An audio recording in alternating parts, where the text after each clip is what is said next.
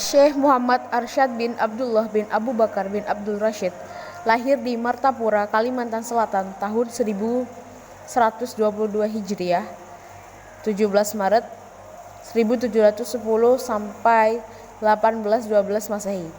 Syekh Al-Banjari hidup satu zaman dengan Muhammad Nafis Al-Banjari, ulama sufi yang terkenal sebagai penulis kitab tasawuf Dur Al-Nafis.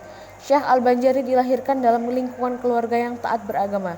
Sejak kecil beliau diasuh oleh Sultan Tahmidullah, raja ke-17 di Kerajaan Banjar tahun 1700 sampai 1745 Masehi.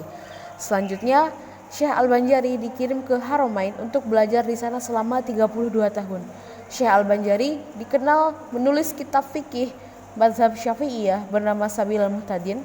Karya besar tersebut dicetak di beberapa negara dan tersebar di beberapa penjuru dunia Melayu.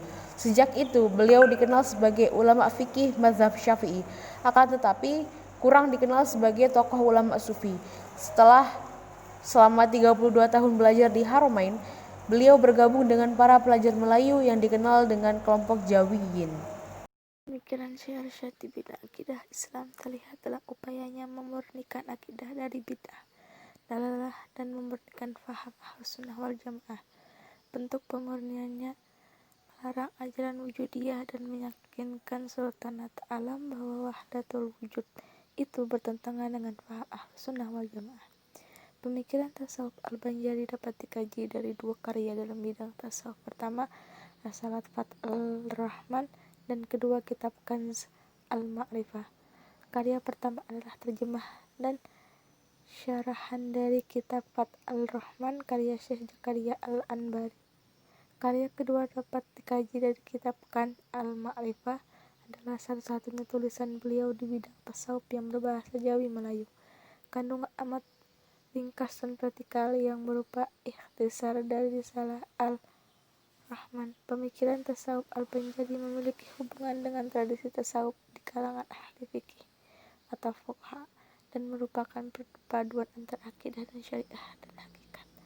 Maka pembahasan ini dibagi pada dua, yaitu satu, konsep tauhid, dua, hubungan syariah, tarekat, dan hakikat. Syekh Muhammad Arsyad Al-Banjari menuntut ilmu di Mekah selama 30 tahun dan di Madinah selama 5 tahun. Semula beliau berniat masih ingin melanjutkan untuk menuntut ilmu ke Mesir.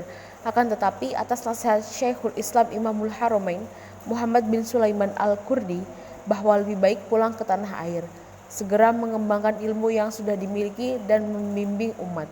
Maka dengan demikian, Syekh Muhammad Arsyad Al-Banjari mengikuti nasihat Syekh Sulaiman Al-Kurdi dan segera kembali ke tanah air atau di Kalimantan Selatan.